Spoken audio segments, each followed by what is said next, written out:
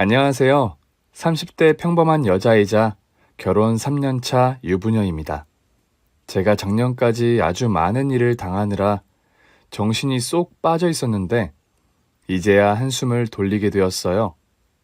시댁에서 제가 겪은 말도 안 되는 사건을 여러분들께 들려드릴까 해요.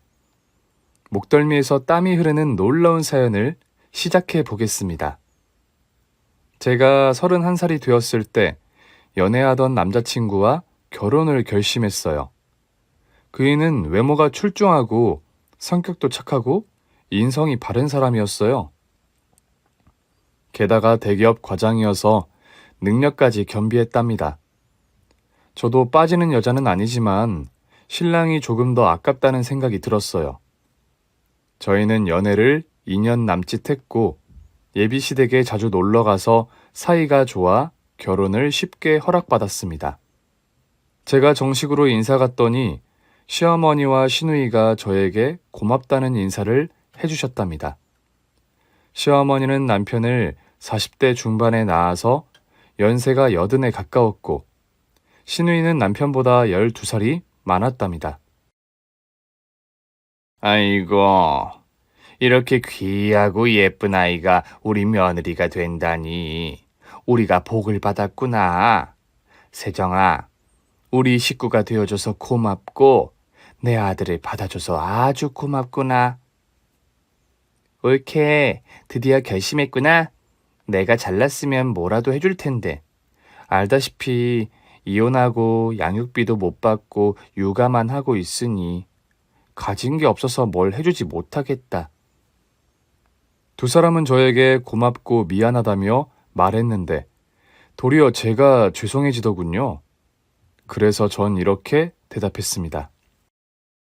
어머님, 제가 찬열이 오빠의 아내가 되는 게 큰 복이죠.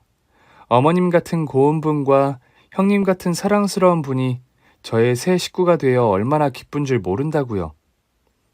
그리고 형님, 저는 바라는 거 하나 없어요. 그저 저희 두 사람이 예쁘게 잘 사는 것만 지켜봐 주세요. 그거면 된다고요. 옳기는 어쩜 말하는 것도 이렇게 예쁘게 하니? 야, 박찬열, 너 네 마누라한테 평생 충성하고 살아라. 이런 여자 흔치 않다구.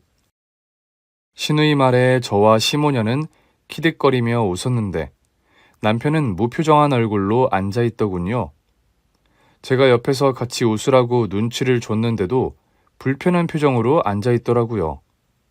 어쨌든 시어머니와 시누이의 환대와 승낙을 받고 시댁에서 나와 남편에게 왜 그렇게 시무룩하게 앉아있느냐고 물어봤습니다. 오빠, 나랑 결혼하는 게 싫어?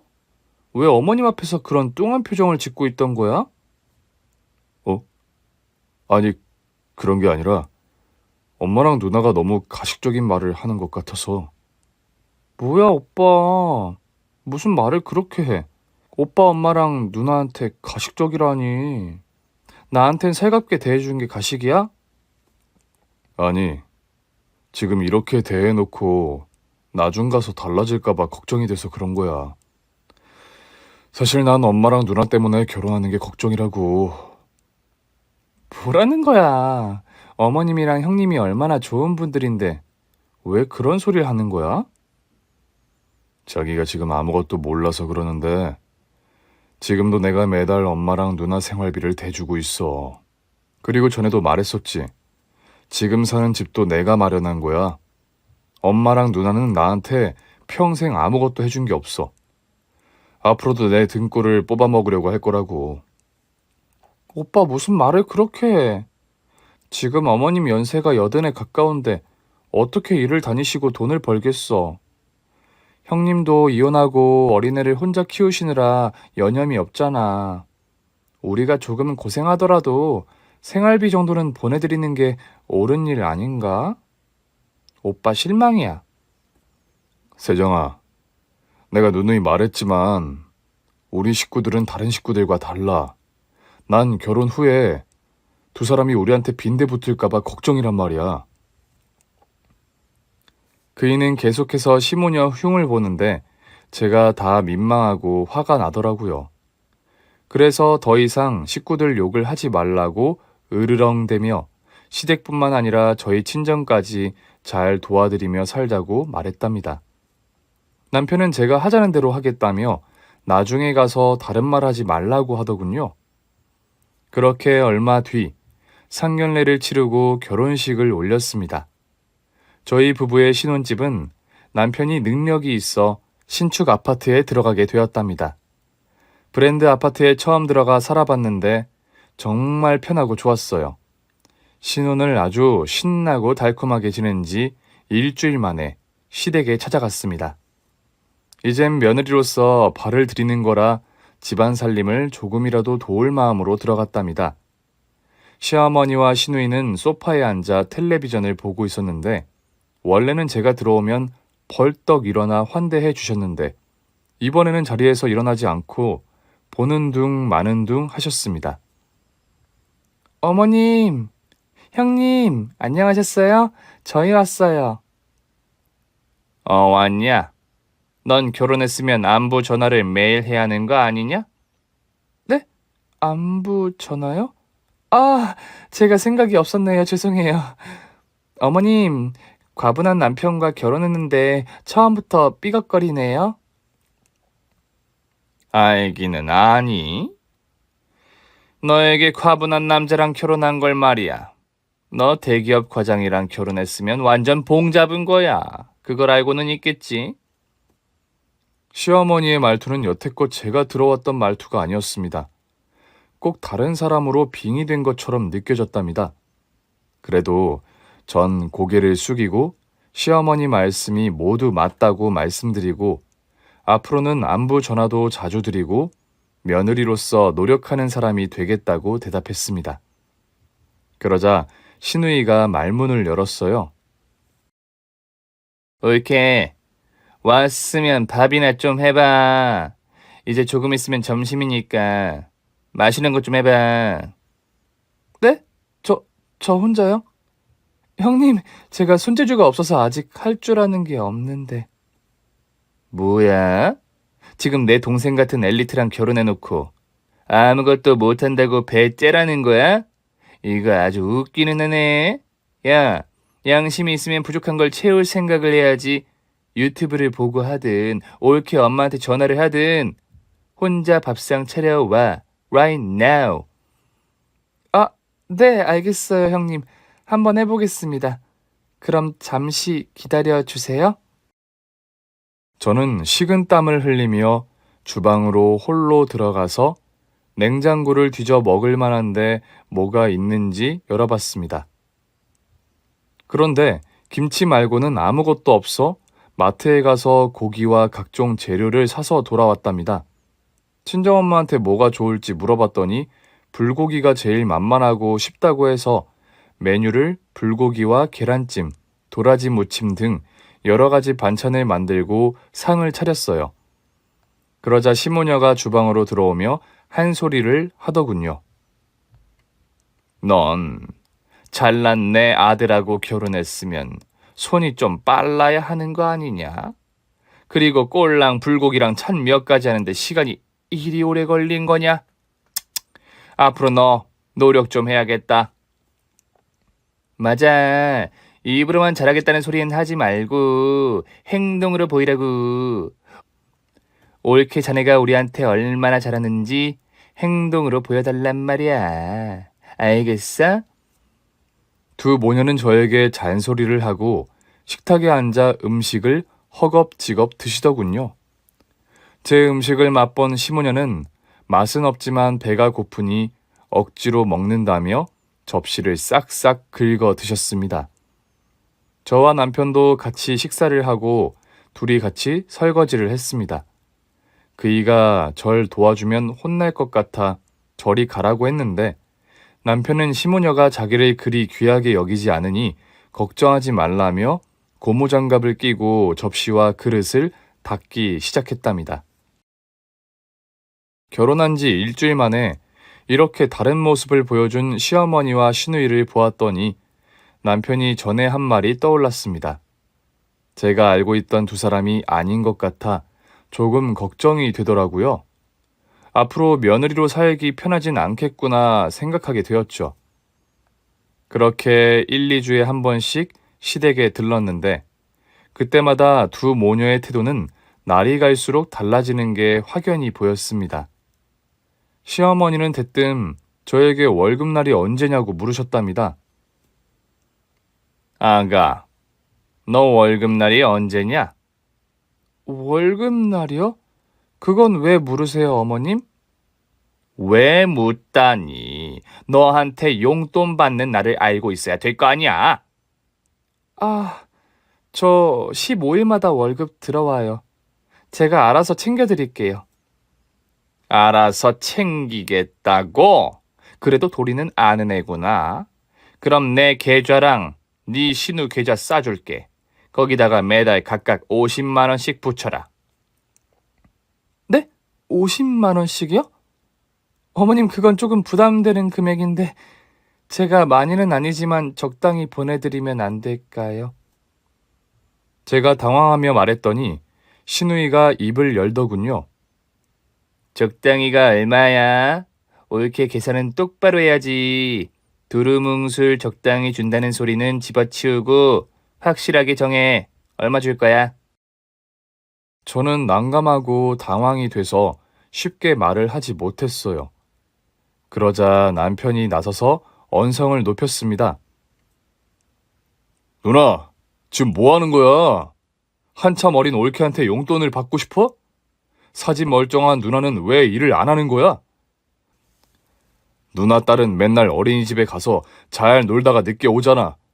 나가서 청소를 하든 식당 일을 하든지 하란 말이야. 괜히 옳게 생겼다고 삥 뜯을 생각 말고. 엄마도 마찬가지예요. 며느리한테 계좌번호 알려주고 매달 돈 붙이라는 게 말이나 돼요? 부끄럽지 않아요? 어머머, 이 자식 봐라. 내가 일을 하기 싫어서 안 하니? 몸이 안 좋아서 쉬고 있는 거 아니야. 아직 이혼한 충격에서 벗어나지 못해서 매일 손발이 떨리고 심장이 주저앉는 기분이라고. 이 심리 상태로 일하면 쇼크로 쓰러지기 십상이란 말이야. 그리고 엄마 연세가 내년이면 80이야. 어른이 젊은 사람한테 용돈 달라는 게 큰 죄라도 되는 거냐? 이 새끼가 머리 좀 컸다고 대드는 거 완전 어이가 없네. 야, 넌 임마 나랑 엄마 아니었으면 지금처럼 대기업에 들어가지도 못했어. 누나, 말은 바로 해야지. 엄마랑 누나가 나한테 해준 게 뭐가 있다고 생색을 내? 나 중고등학교 때 장학금 받으면서 공부했고 대학도 수석으로 들어가서 공짜로 다녔단 말이야. 지금 사는 이 집도 내가 번 돈으로 마련해드렸다고. 게다가 매달 내가 용돈 드리잖아. 누나 생활비도 내가 주고 있고. 이 정도면 누나가 정신 차리고 스스로 돈을 벌어야 하는 거 아니야? 내 집사람한테 삥을 뜯을 생각하지 말고. 남편이 전곡을 찌르며 호통쳤더니 신우이가 제대로 화가 나서 그이의 뺨을 후려쳤습니다.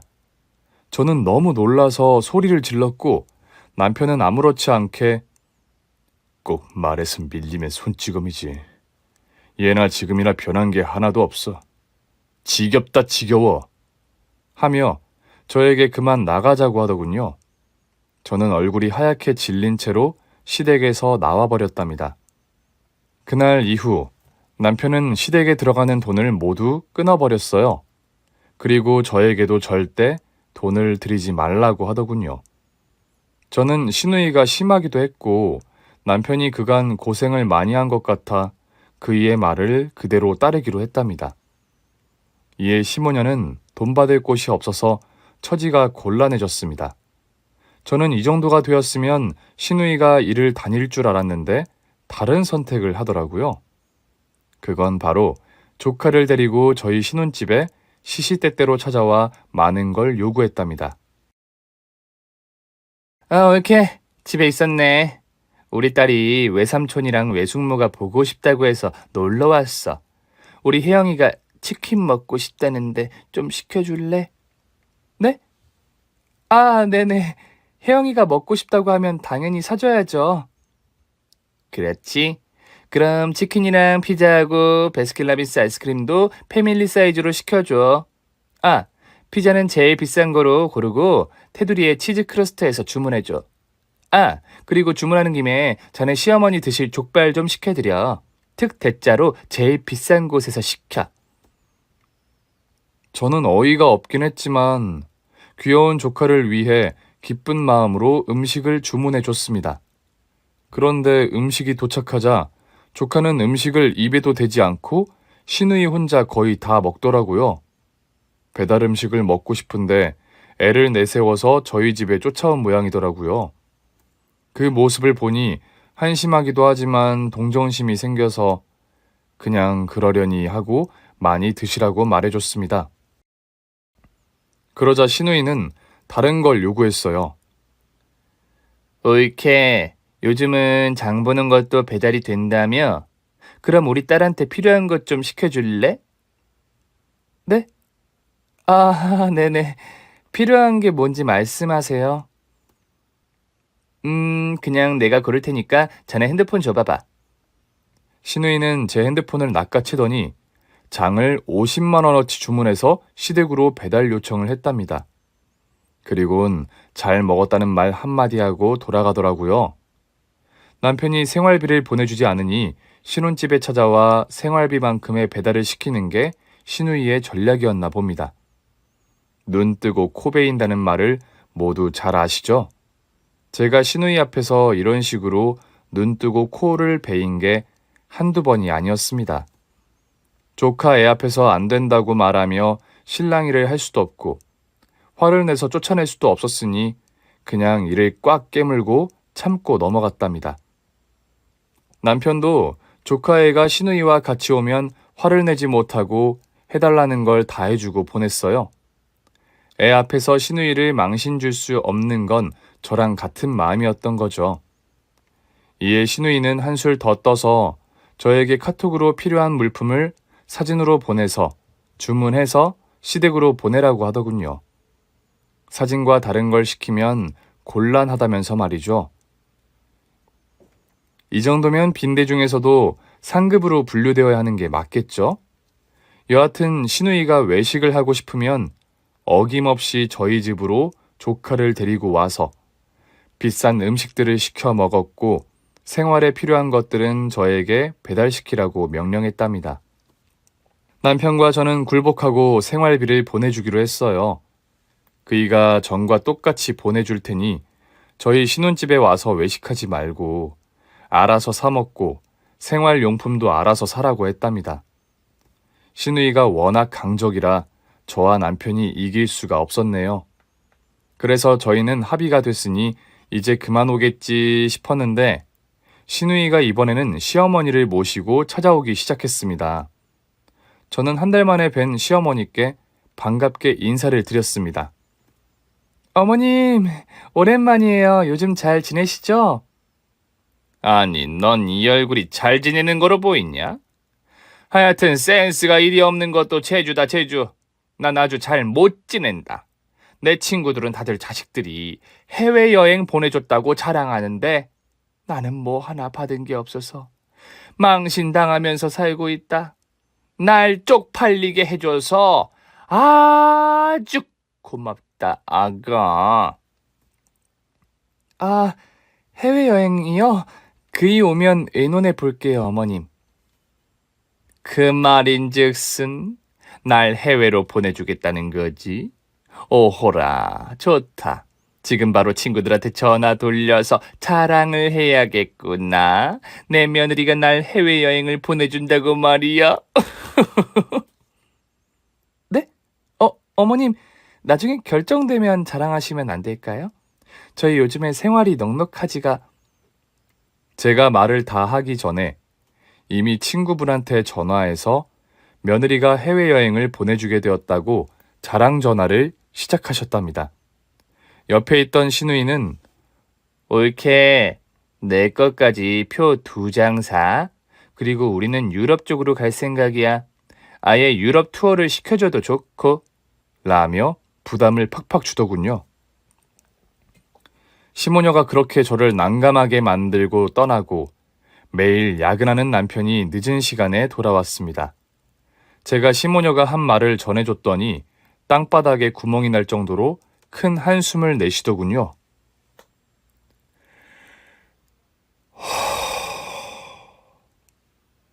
진짜 두 사람 해도 해도 너무하네. 매달 나한테 받아가는 생활비만 200만 원인데 그것도 모자라 해외여행? 정말 돌아버리겠어. 내가 결혼 전에 걱정한 게 이런 거야, 여보. 아무래도 안 되겠어. 나 엄마 누나랑 연을 끊을까 봐. 그게 무슨 말이야? 돈 때문에 연을 끊는다니. 말도 안 돼.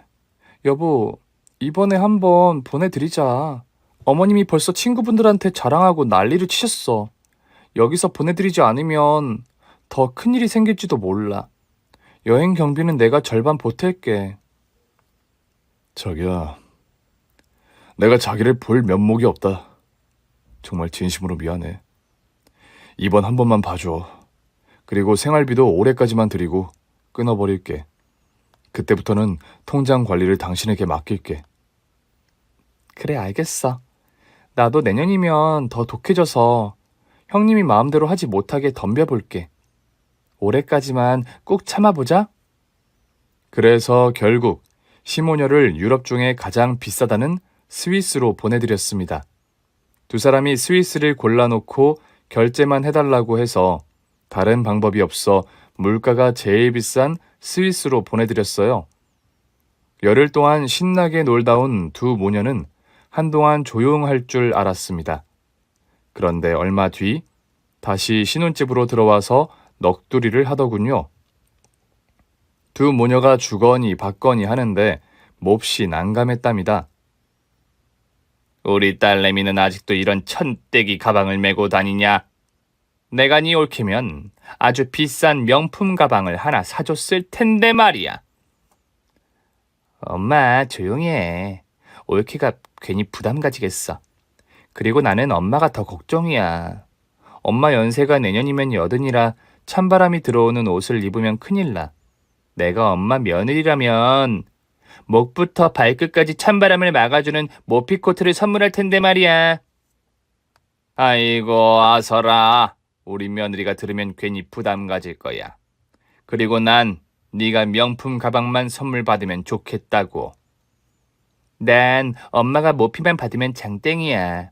나는 그냥 쪽팔려 죽더라도 이 천떼기 가방만 메고 다녀도 돼. 두 모녀는 이런 식으로 아주 노골적으로 저에게 비싼 선물을 요구했답니다.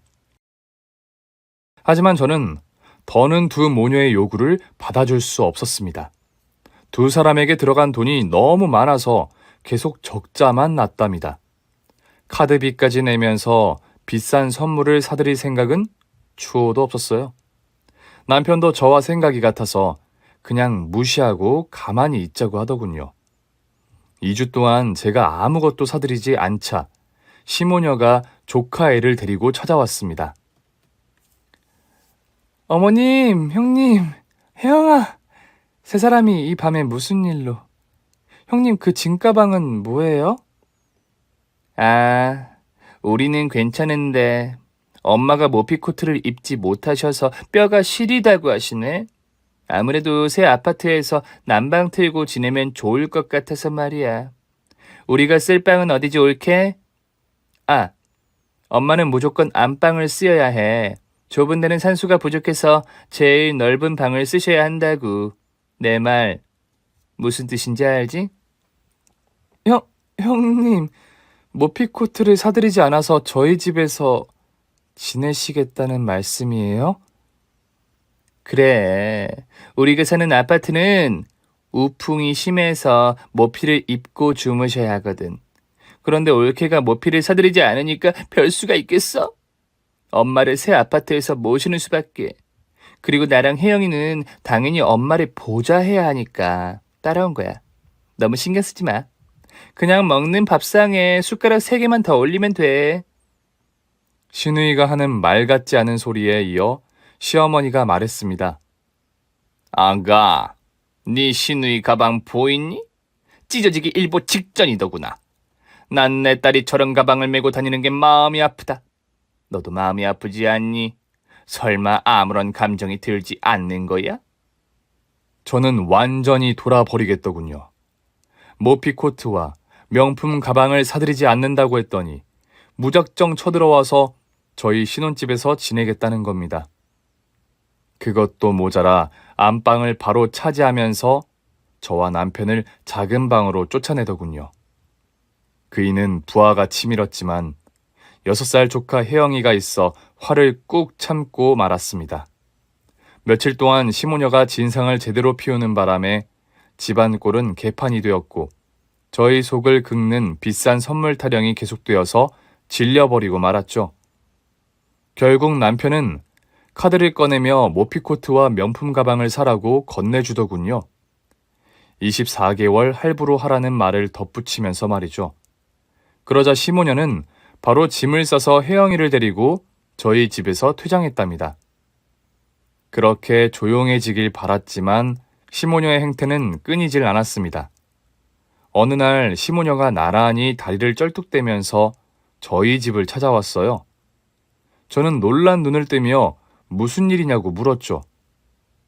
어머님, 형님, 두 분 다리를 왜 절고 그러세요? 다치셨어요? 옳게. 우리 집에서 여기까지 오는 버스가 너무 안 와서 걸어왔더니 다리가 많이 아프네. 나는 괜찮은데 우리 엄마가 많이 아프실 거야. 나이 80인 노인이 1시간 넘게 걸렸으니 다리가 나만 하겠어?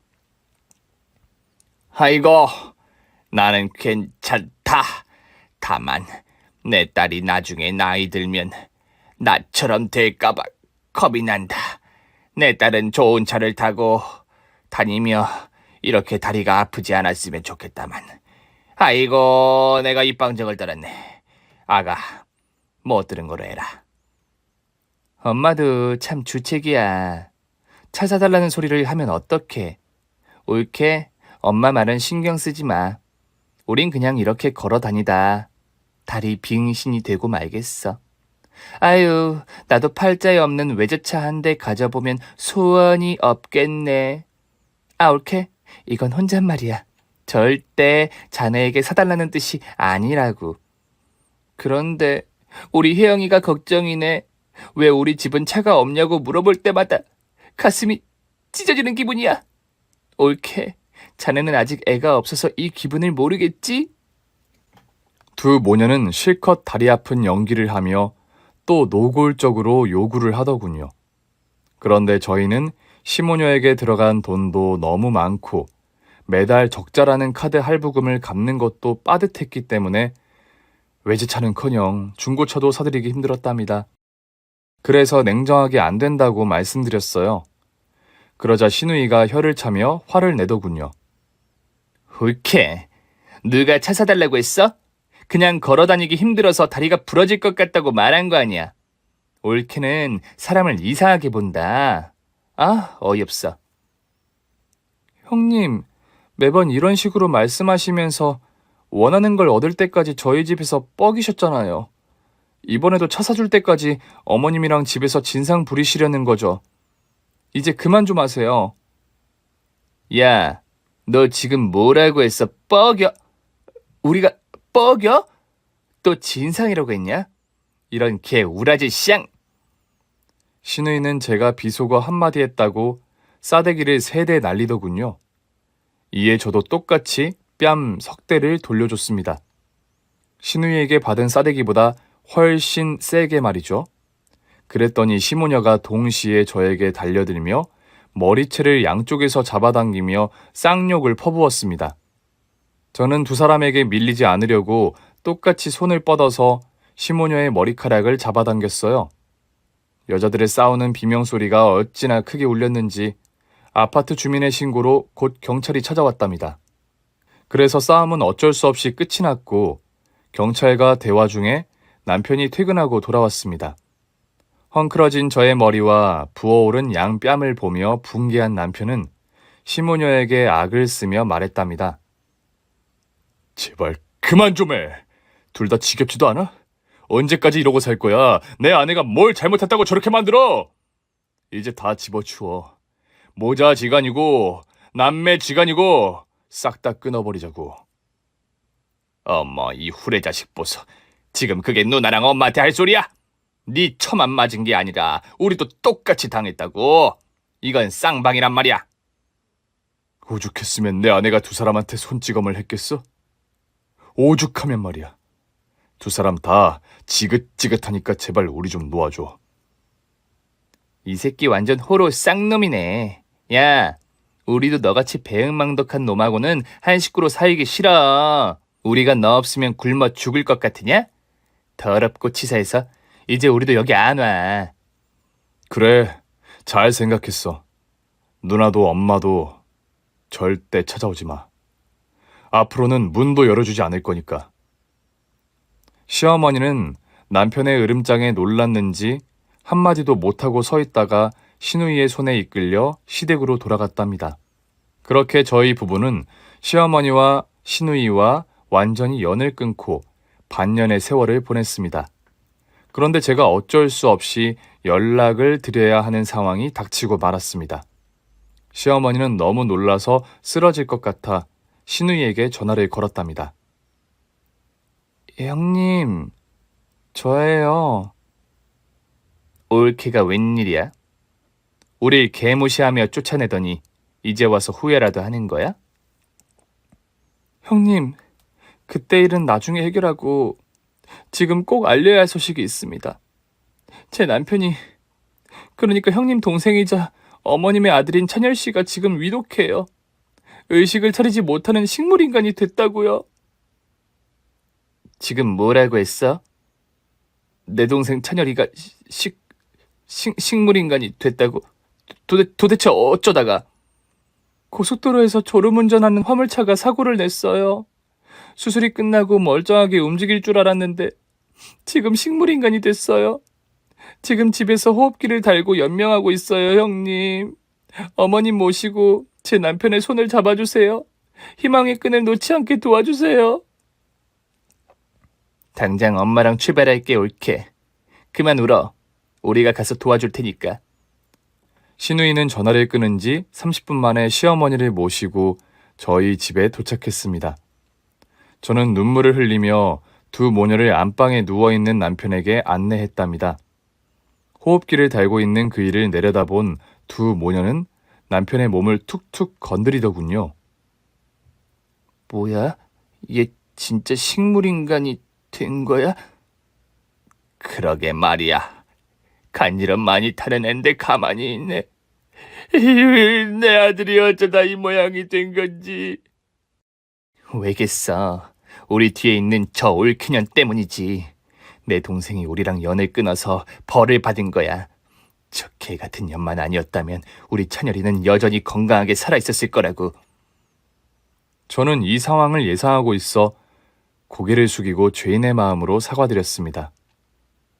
어머님, 형님, 정말 죄송합니다. 입이 10개라도 드릴 말씀이 없습니다. 죄송하다고 했지?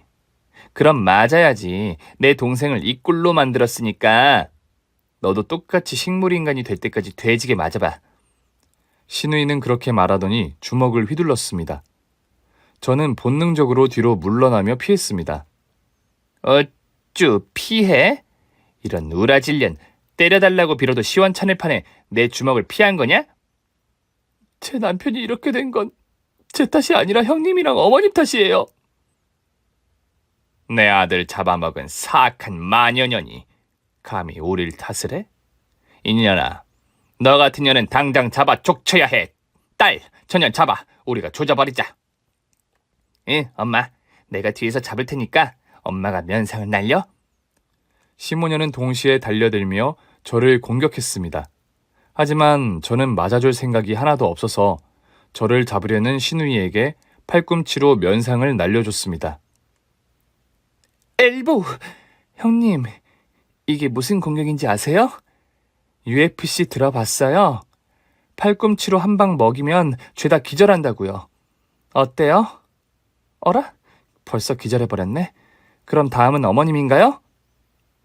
이런 마녀년아! 내 아들도 모자란 내 딸까지 이 모양으로 만들어? 이런 우라질! 너 오늘 내 손에 대접하라! 어머님, 개인적인 감정은 없습니다. 덤비시니까 방어 목적으로 공격하는 거예요. 자, 갑니다. 엘보!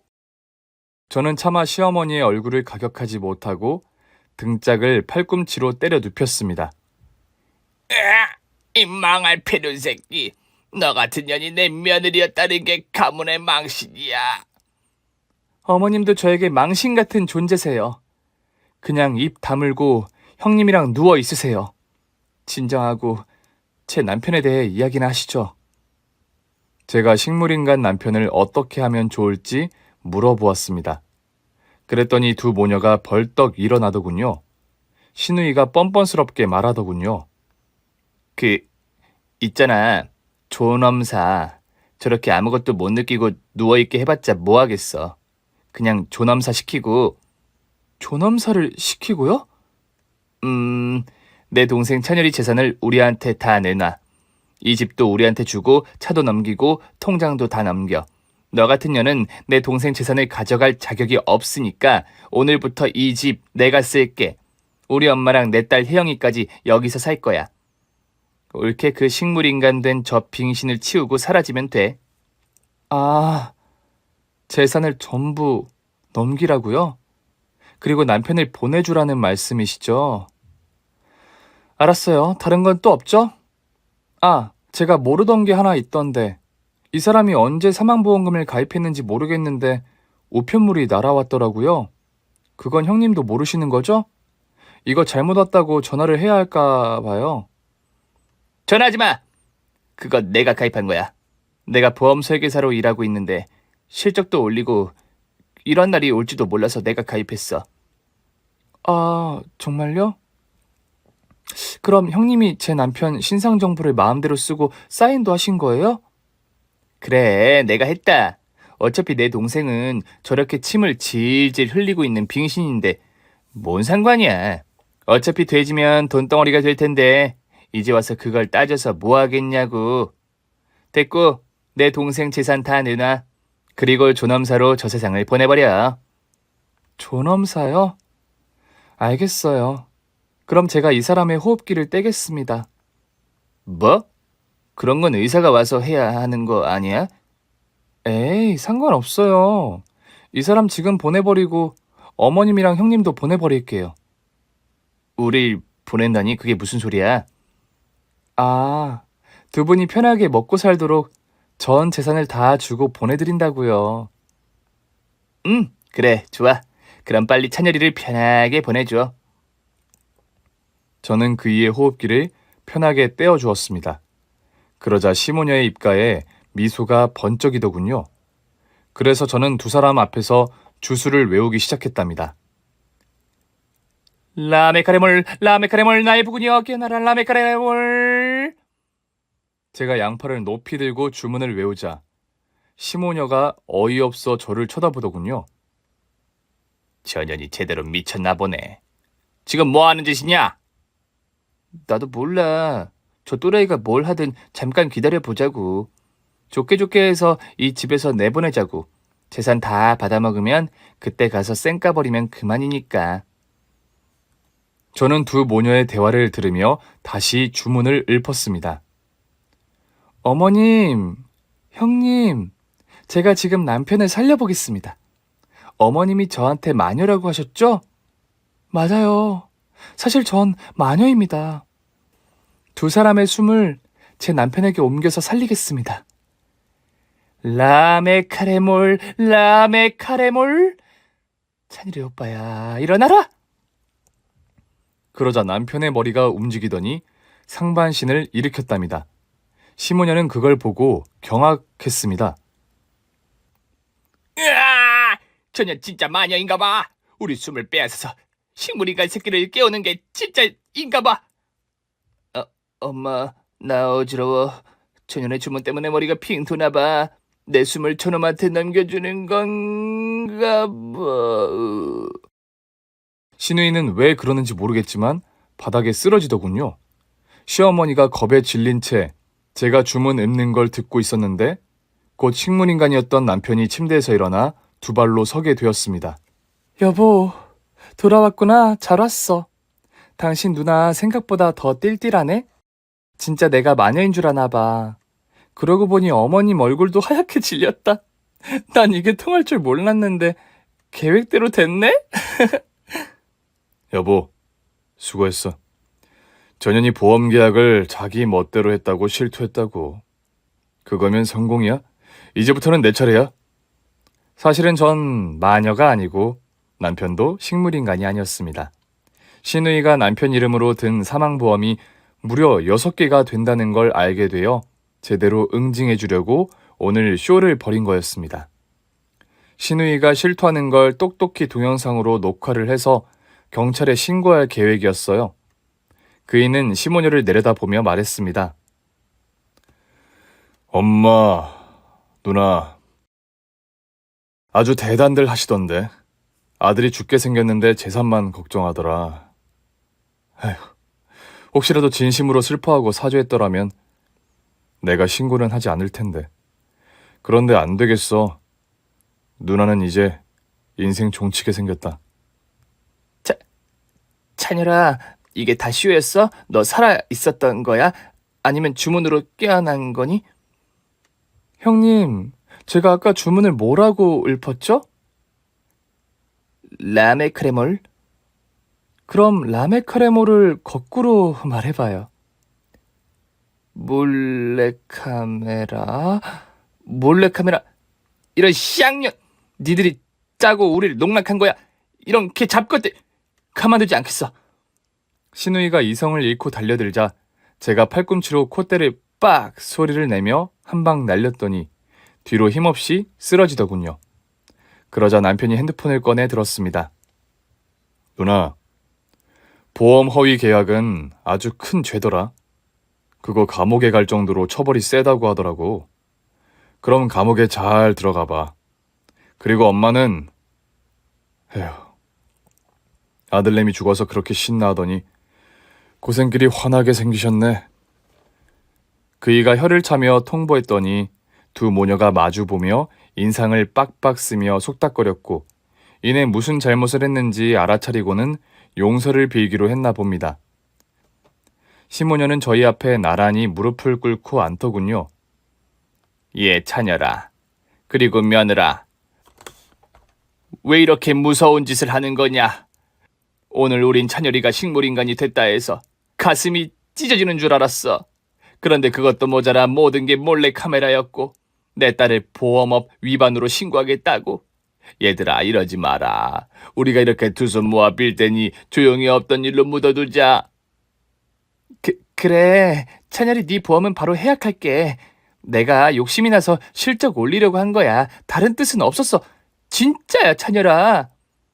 그러자 남편은 이 모든 계획을 왜 세우게 되었는지 제대로 읊어주었습니다. 누나, 단순히 실적용으로 가입했다면 내가 크게 뭐라 안 하지. 그런데 누나랑 엄마가 내 사망보험을 6개나 들여놓고 날 해치려고 했잖아. 내 차 블랙박스는 전방만 되는 게 아니라 360도 다 돼. 얼마 전 타이어에 살짝 구멍을 내고 도망갔지. 뭐?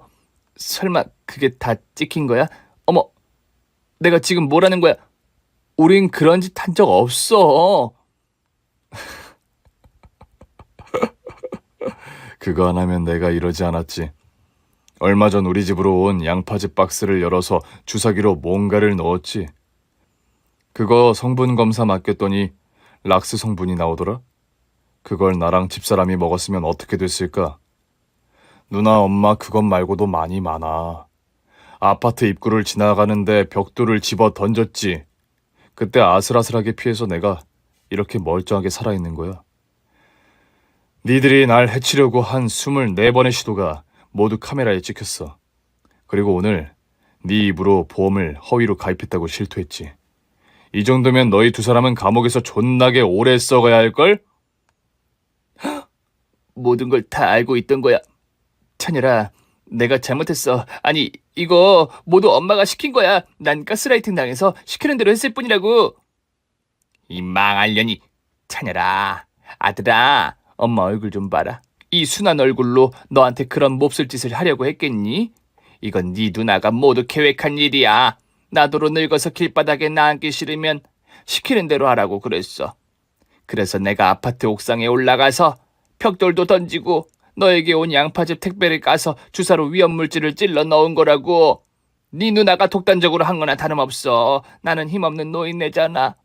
찬열아, 그러니까 신고를 하려거든 네 누나만 신고해라. 나는 아무런 죄가 없다고 해줘. 엄마, 이런 식으로 나오기야? 내가 언제 찬열이한테 벽돌 던지라고 시켰어. 엄마가 젊었을 때 돌멩이로 개구리 때려잡는 거 기똥차게 잘했다면서. 엄마가 낸 아이디어잖아. 이 우라질려나. 그렇게 말하면 어떡해? 내 나이 여든에 감옥에 가라고? 이 이육실할 패륜 새끼야. 네가 그러고도 내 딸이라고 할 수 있어? 엄마야말로 자식이 잘못한 게 있으면 혼자 뒤집어 쓸 생각을 해야지. 왜 나한테 모두 덤탱이를 씌우고 그래? 두 모녀는 서로 살겠다고 잘잘못을 따지고 있었습니다. 그런데 사실 남편이 한 말은 거짓이었어요. 블랙박스에 두 모녀가 찍히지도 않았고 벽돌을 던진 사람이 누군지도 몰랐습니다. 많은 위협이 따라왔지만 증거가 없어 답답한 노릇이었습니다. 그런데 두 사람이 모든 죄를 인정하며 서로에게 잘못을 미루는 목소리를 그대로 녹음해서 증거로 남기게 되었습니다. 저와 남편은 두 사람을 내려다보며 증거를 실컷 실토하는 걸 가만히 듣고 있었습니다. 그러다 곧 경찰들이 저희 집에 들이닥쳤습니다. 제가 문자로 신고를 했거든요. 저희는 두 모녀가 범죄를 실토한 영상을 보여주며 얼마나 못돼 먹은 년들인지 확실하게 전해주었습니다. 경찰들은 남편이 입은 피해를 확인하더니 두 모녀에게 미란다 원칙을 고지하며 수갑을 채웠어요. 그러자 시모녀는 발광하며 경찰들의 손을 뿌리쳤습니다. 아니야, 이건 모함이야. 우리 몰래카메라에 걸려든 거라고. 이렇게 제정신이 아닐 때 나온 헛소리는 증거로 인정되지 않는다고. 당신들 모두 저리 가. 맞아, 이것들아. 우리가 뱉은 말이 참말인지 아닌지 어떻게 확인할 거야. 증거 없으면 우릴 잡아가지 못해. 하지만 남편이 위협에 휩싸일 때마다 신고한 기록이 있었고 그 모든 걸 두 사람이 인정했기 때문에 충분히 근거가 있으니 체포하겠다고 엄포했습니다. 이에 두 모녀는 지랄 발광을 하며 경찰들에게 악을 쓰더라고요. 두 모녀의 손에는 옷걸이가 들려 있었습니다. 그걸 휘두르며 경찰들을 위협했습니다. 저리 가, 이 사탄들아. 우리가 뭘 잘못했다고 체포하겠다는 거야. 아무런 증거도 없으면서 왜 지랄들이냐고. 뒤지고 싶은 놈은 들어와. 이 육실할 놈들아, 니들은 애미도 없냐? 이 늙은이를 체포하고 싶냐고. 당장 물러나. 두 사람이 휘두른 옷걸이에 경찰 하나가 눈을 맞았습니다. 그러자 다른 경찰들이 흥분해서 주머니에 있던 테이저건을 꺼냈답니다. 두 모녀에게 동시에 발사했더니 시어머니와 시누이는 전기 충격을 먹고 온몸을 파르르르 떨더군요. 왜 해가 거꾸로 된다. 이런 육실할 것들.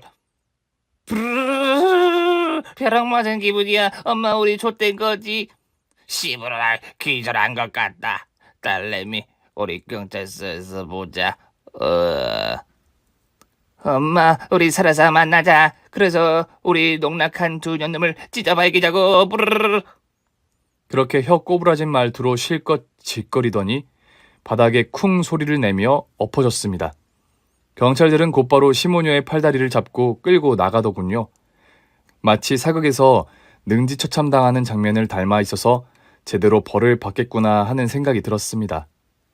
그래서 시모녀는 범죄 공모죄와 사문서 위조, 보험법 위반, 예비 음모죄, 모살, 미수 등의 많은 혐의로 돌돌 말려서 감옥으로 꼴이나게 되었답니다.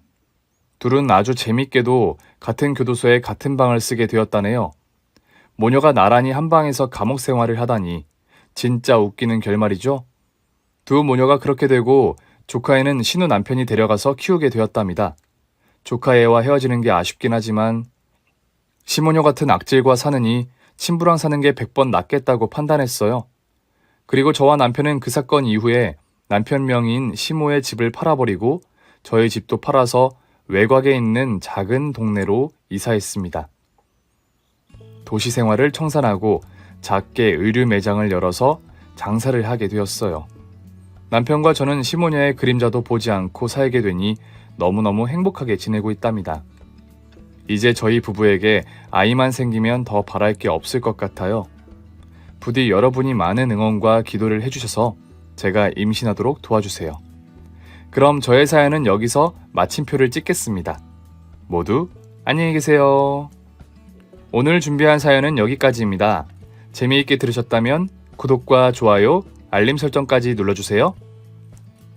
그럼 저는 다음 사연으로 찾아뵐게요. 오늘도 건강하고 행복하세요.